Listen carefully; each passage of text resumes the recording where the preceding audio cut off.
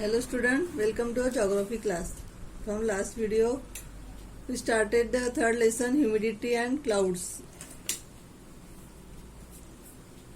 The name of our third lesson is humidity and clouds. In that videos, we complete some points, geographical explanation, evaporation, humidity in the air, some experiments, then absolute humidity, relative humidity, and an experiment of pressure cooker. Then our next activity, take a glass with flat bottom. Second activity. To conduct this activity, we need to take a glass with flat bottom and some ice cubes. Now we shall put the ice cubes in the glass, after which we shall keep the glass in a room for 2 to 3 minutes. Now have a look at the glass and tell what can you all see. In some time, Here student, take a glass with flat bottom. See here figure 3.6b in your textbook. Put some ice cubes in it. Keep this glass in a room for 2 to 3 minutes. Why did you see? Sometimes you will see droplets of water on the water surface of glass. See figure 3.6b. we could see droplets of water on the outer surface of the glass. When the water vapor in the air comes in contact with a cold surface, condensation takes place, due to which droplets are formed on the outer surface of the glass. In this way, in the first activity, the steam from the cooker cooled and condensed into water droplets. In the first activity, the steam from the cooker cooled and condensed into water droplets. And in second activity, the vapor in the air condensed into water droplets. In the first activity, the steam from the cooker cooled and condensed into water droplets.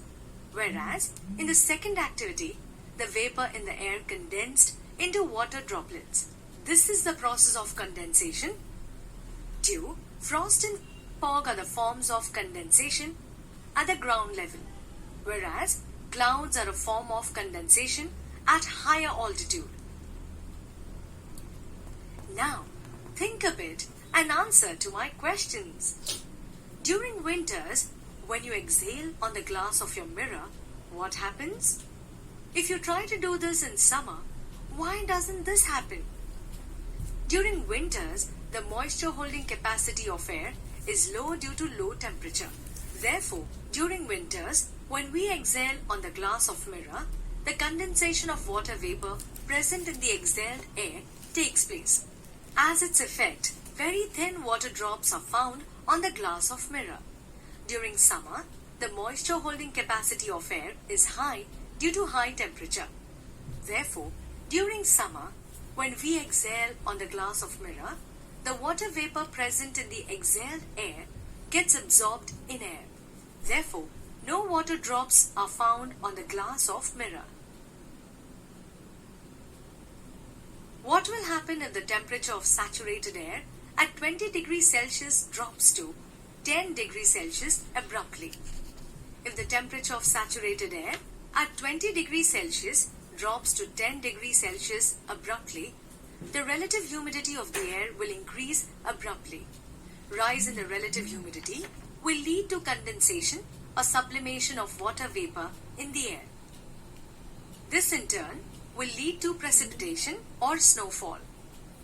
Let us now gain information of yet another form of condensation, clouds.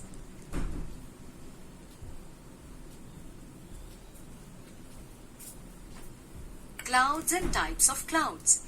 We are already aware that due to the heat of the sun, land and water gets heated, due to which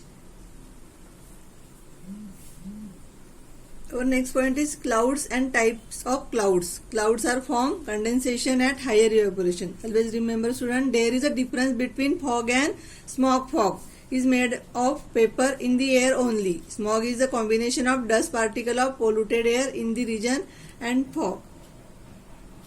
the air near the surface heats up, rises and becomes less dense. This hot air then rises up. As it goes higher, the temperature of the air reduces and the moisture holding capacity of the air reduces. relative humidity keeps increasing. The water vapor in the atmosphere turns into water and snow. This is the dew point level of that air. The level of condensation is determined by the water vapor in the air. The freezing point is also dependent on the altitude and water vapor. Due to condensation, fine particles of ice and water float in the air at a greater height. They accumulate around dust particles in the air and become larger in size. Their accumulation together is called a cloud. Like a kite which floats in the air as it moves higher and higher, the clouds too float in the atmosphere because of vertical flow of the wind.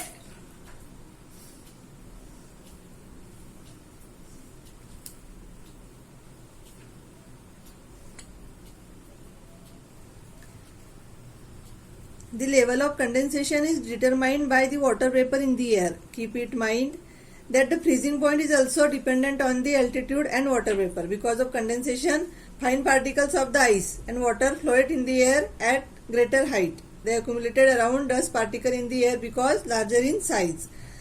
Their accumulation together is called cloud. Because of vertical flow of the wind, they float in the atmosphere. Because of vertical flow of wind, they float in the atmosphere. Like a kite, which floats in the air as it moves higher and higher. Like a kite. You know, student, like a kite, which floats in the air as it moves higher and higher, the clouds to float in the atmosphere because of vertical flow. Clouds are found at different altitude above mean sea level. Clouds are found at different altitudes above mean sea level. Clouds which form at greater altitudes are formed from very fine snow particles.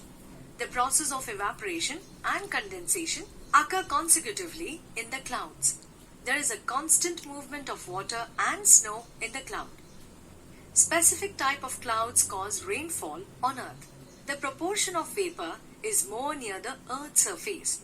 As we go higher away from the sea level, the amount of vapor decreases. Hence, the clouds at a lower altitude are larger in size, while the clouds at a higher altitude are smaller. We have just learned that clouds are a form of condensation at higher elevation. Condensation occurs around minute particles in the atmosphere.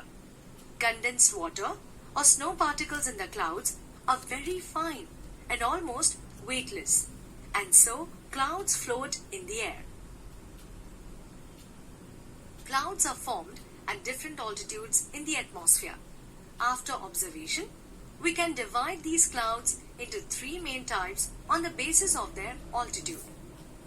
The height from the base of the clouds is taken into consideration. If the clouds are at an altitude of 7,000 to 14,000 meters, then they are considered as very high clouds. If they are at an altitude of around 2,000 to 7,000 meters, then they are considered to be medium clouds. If they are at an altitude of less than 2,000 meters, then they are low clouds. Come, let us now gain detailed information. Here students, figure 3.8 types of clouds. After observation, we can divide into clouds into three main types on the basis of their altitude. The height from the base of the cloud is taken into consideration. If the clouds are at an altitude of 7,000 to 14,000 meter, then they are considered are very high clouds. If they are an altitude of around 2,000 to 7,000 meter, then they are considered to be medium clouds. If they are an altitude less than 2,000 meter, then they are low clouds. Here complete our points, clouds and what is meant by clouds. Then next video we complete the point high clouds, medium clouds and low clouds.